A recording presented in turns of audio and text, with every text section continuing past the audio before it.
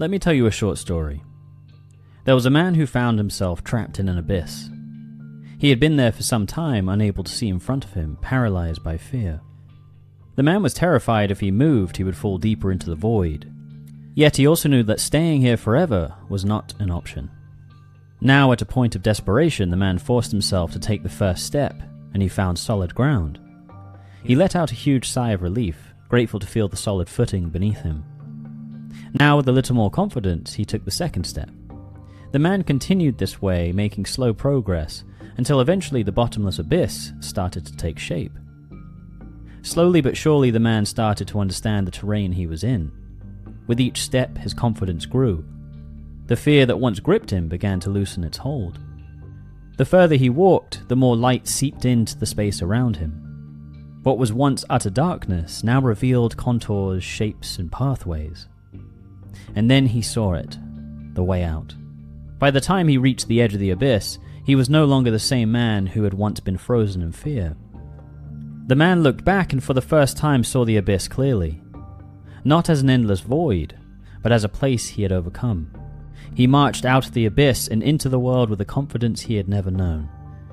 This story outlines the universal experience of being trapped and paralyzed by fear. It's a remarkable and haunting experience, only seeing all that could go wrong, all the ways in which you are at risk. Yet it appears that it is hardwired into our human experience, along with its solution. How do we overcome terror and transform our experience? You're watching Archetypal Wisdom. Join me in exploring the symbolic truths and mysteries of humankind. Remember to like and subscribe. Now, back to the video. Ever since I was young, I took great inspiration from the heroes and stories. I would continuously emulate them, but I don't think I really understood why at the time. What was it about them that inspired me? Looking back, the answer now seems obvious. It was the courage of the hero. But perhaps more than courage, it was how this courage had the power to transform the hero's world. The hero, despite being afraid, sacrificed themselves with a faith that it would lead to resolution. What a hopeful idea that was to my younger self. Looking at this now, it's clear to me that there is a rich and deep truth encoded in this core story. The hero, when first called to adventure, usually denies the call in fear, but eventually they take their first leap of faith out of desperation, just like the man in the abyss who took his first step. There is a quality to this which is all in, because the hero truly doesn't know what will happen. Upon succeeding in this first step, the seed of faith is planted and thus the hero's journey begins. As the hero progresses, they are helped in times of need by mysterious figures who arrive at just the right time when it seems all is lost. Every level the hero overcomes, the deeper their faith is that they will continue to overcome, and thus the more heroic they become. Just as the man in the abyss becomes more confident with every step. Not only do we see this core motif play out across literature and cinema, we also see it in video games all the time. The players go into the game knowing full well there will be constant challenges, and they trust in the design of the game that it is possible to overcome these challenges.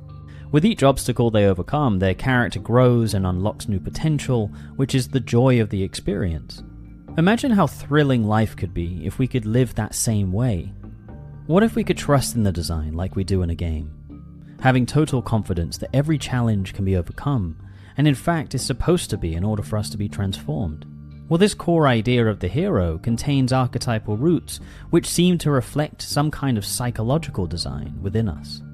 This is clear to see in the process of exposure therapy. Exposure therapy is a treatment used for people suffering with phobias. They have become totally consumed by fear in a specific area of their life.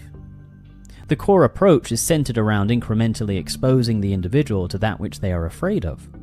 The theory is that in time, the exposure expands their capacity to be around that which terrifies them until they are no longer afraid of it.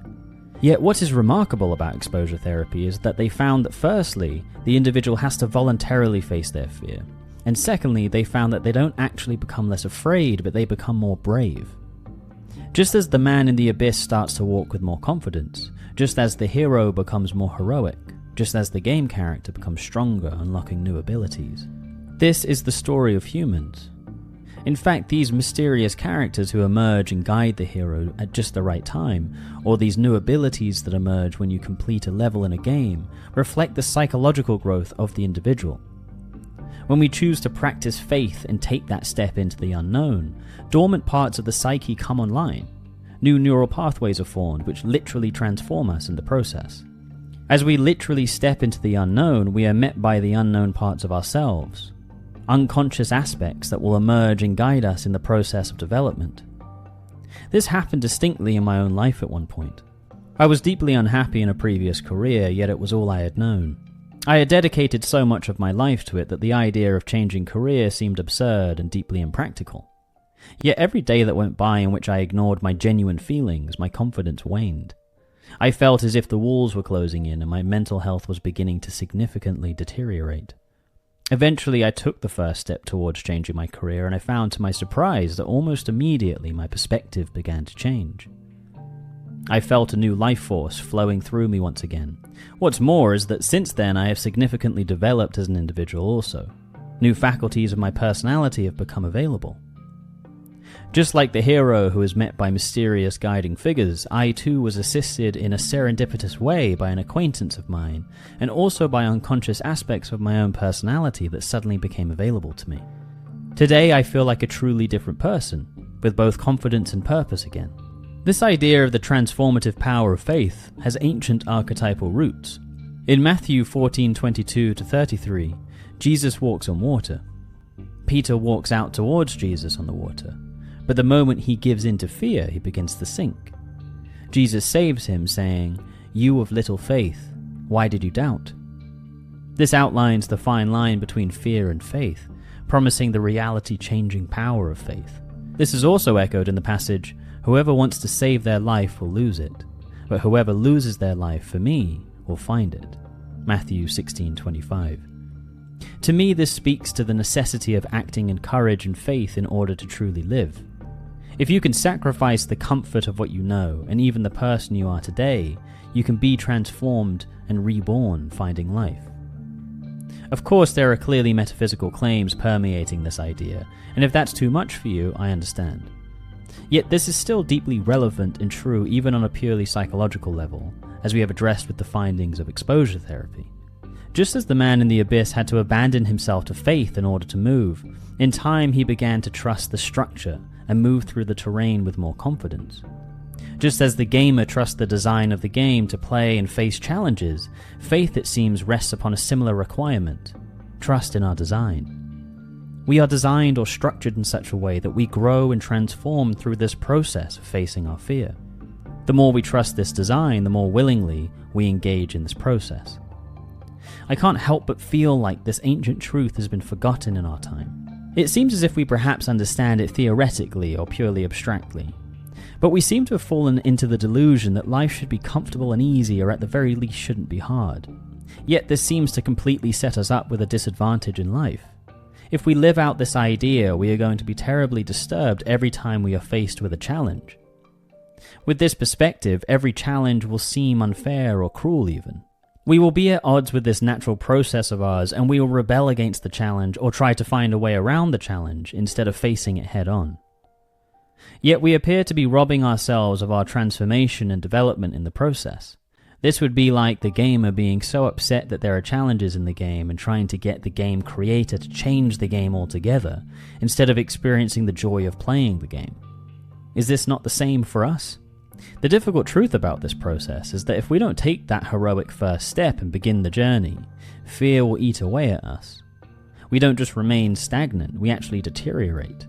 If the man in the abyss hadn't moved, the looming threat of the abyss would have grown both psychologically and physically. The longer we hesitate and fear, the smaller and weaker we become. Fear doesn't stay the same, it expands, and if we don't move, it consumes us. What would life look like if we truly accepted the challenges as part of our developmental process, part of our design? Then we wouldn't expect peace and ease, and be immediately overwhelmed by and avoid challenges. We would expect challenges and start to thrive in the process of growth and be deeply grateful for the moments of rest and peace that were gifted to us. This perspective imbues life with tremendous meaning. It takes the challenge and pain and transmutes it into transformative fuel. It connects one to a transcendent process that is present across all different facets of human life and promises great personal revelation. This is how one becomes fully in touch with the depths of their own psyche and unified in the process.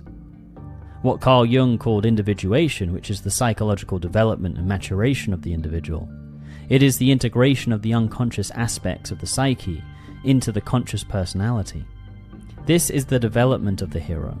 This is not just some abstracted story. This is hardwired into us from millions of years of human experience that allowed us to survive in the most challenging of circumstances, now encoded into the symbol of the hero. I know what it's like to stand at the edge of an abyss frozen by fear, but I also know what happens when you take that first step. And I can tell you, there is something waiting for you on the other side. Something you never could have imagined, but you have to be willing to move. You've been watching Archetypal Wisdom. Remember to like and subscribe. Stay wise.